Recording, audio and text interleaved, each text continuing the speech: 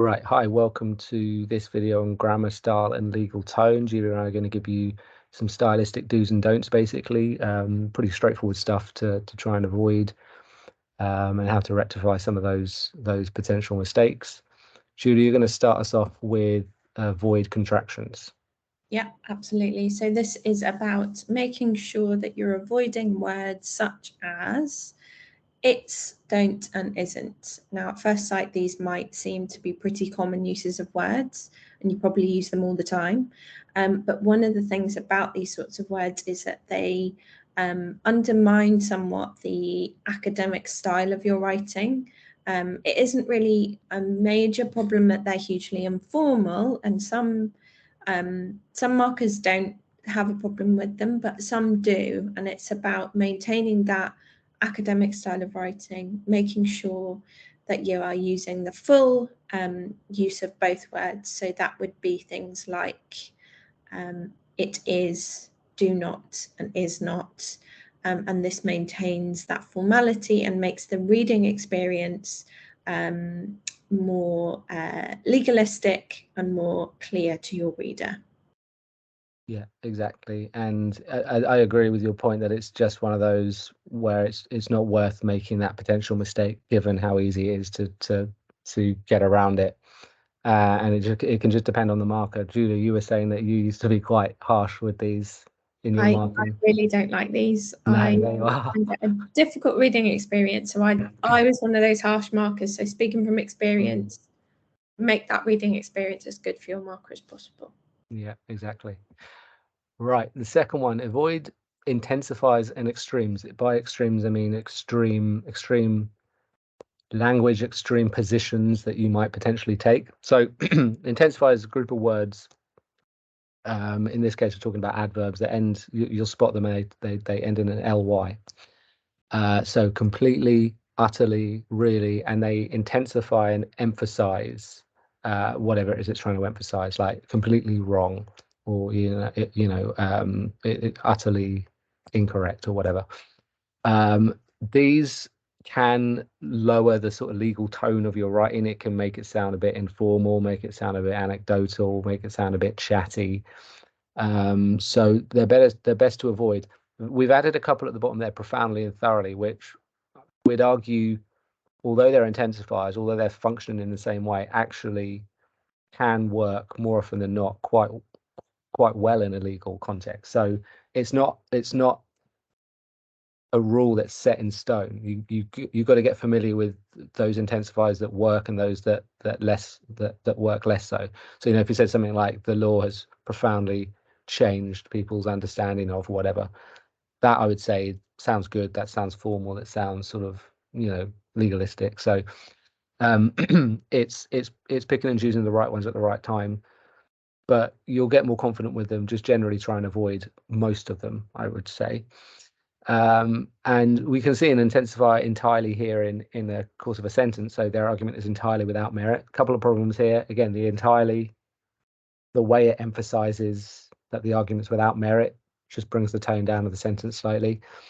But also, if you take that out and the sentence is just their argument is without merit, nothing wrong with that sort of stylistically from a grammar point of view, at least. But it does leave you slightly exposed to your marker's scrutiny, because actually, is their argument entirely without merit? What you're basically saying is there is nothing right about it, but actually a lot of law is interpretation. So even if you can't see what that other interpretation could be, just be careful. It's not that you can't have these clear, bold positions, but you have to be absolutely certain. And then Lord Justice Stussey's verdict is baseless. Same sort of idea. We've taken the intensifier out, but it's the same problem. Is it actually entirely baseless? I've made Lord Justice Stussey up, and I was saying to Julia just before that actually, I don't know where that came from. Maybe that is actually somebody, Stussey. I don't know, from a movie or something. But it actually sounds like that could be a real judge. So anyway, point being, be careful how you use intensifiers.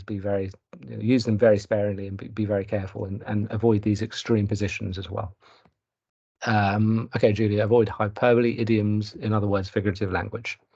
Yeah, this I suppose somewhat links with what was just said about those intensifiers. It's about maintaining that kind of level of formality and, I suppose, objectivity. I think the kind of hyperbole, idioms and figurative language undermine that somewhat in your writing.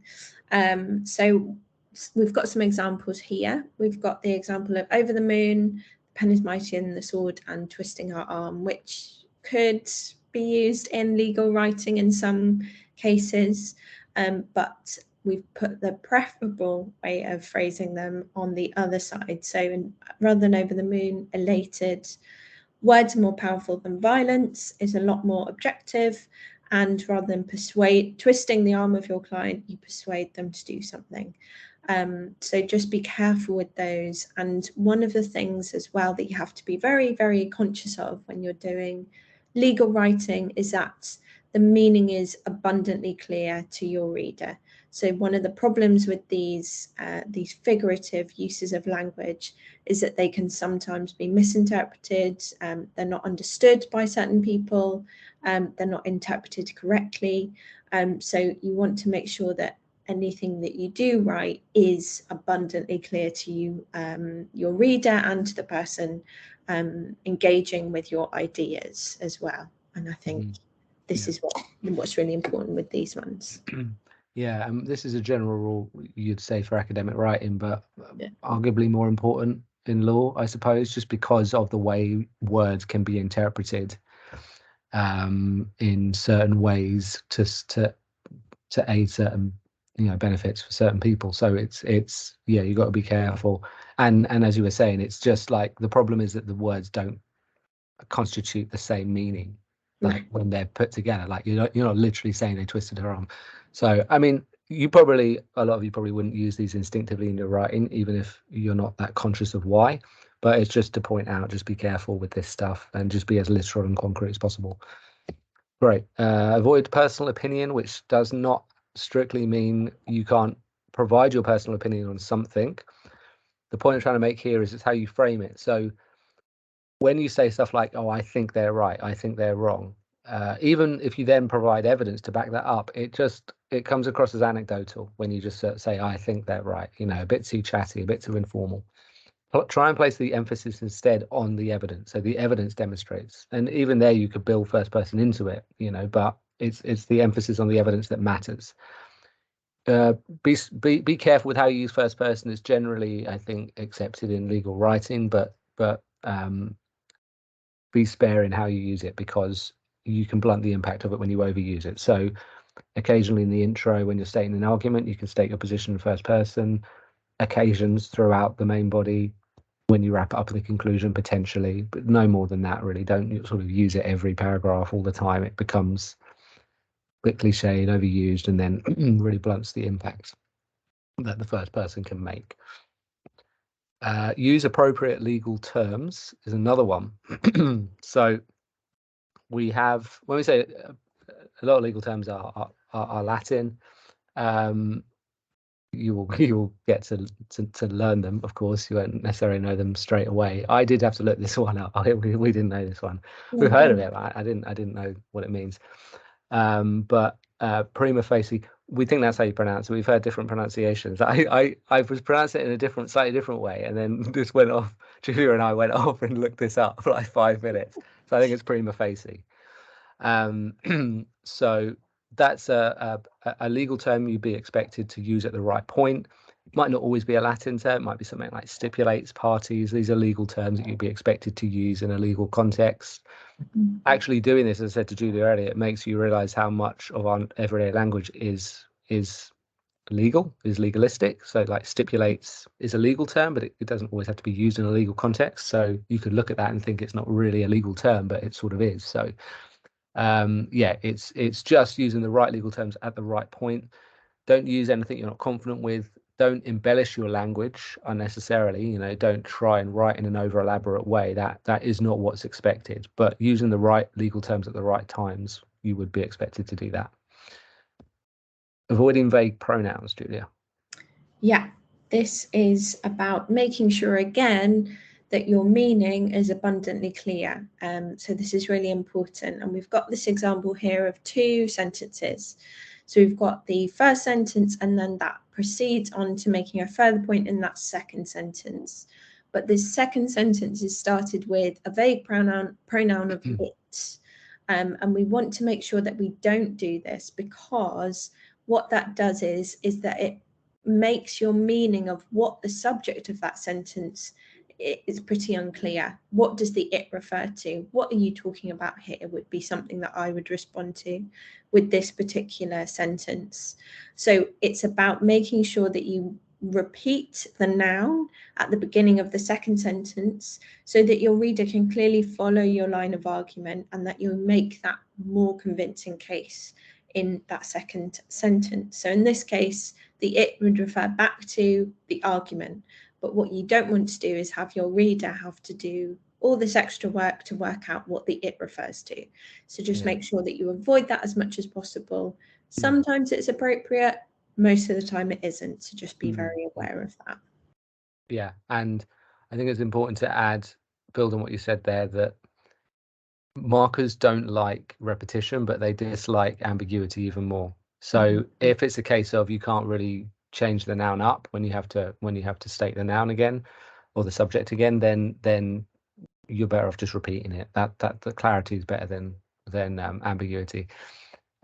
So yeah, that's an important one to avoid. And you always see, Julie, you always see that comment, what's it? Yeah. It's just to probe you a little bit, just to even if they know what it is, they're just like, it could be something else. So yeah. So yeah. Cool. All right. Last one, I think. Use strong verbs. Students often come up to me and say, I want to improve the style of my writing, and there's various ways that you can do that. I always think one of the shortcuts to doing that, just at a stylistic level, is to focus on the verbs in a sentence, because you can change the verb in a sentence and it can lift the entire sentence in terms of its cogency and clarity and precision and power. And legal writing is and should be very powerful, commanding, authoritative, and to inject those qualities into your writing, I think focusing on the verbs is one of the ways in which you can do that. So the ones on the left that we've got highlighted here, there's nothing strictly wrong with them. States in particular is absolutely fine.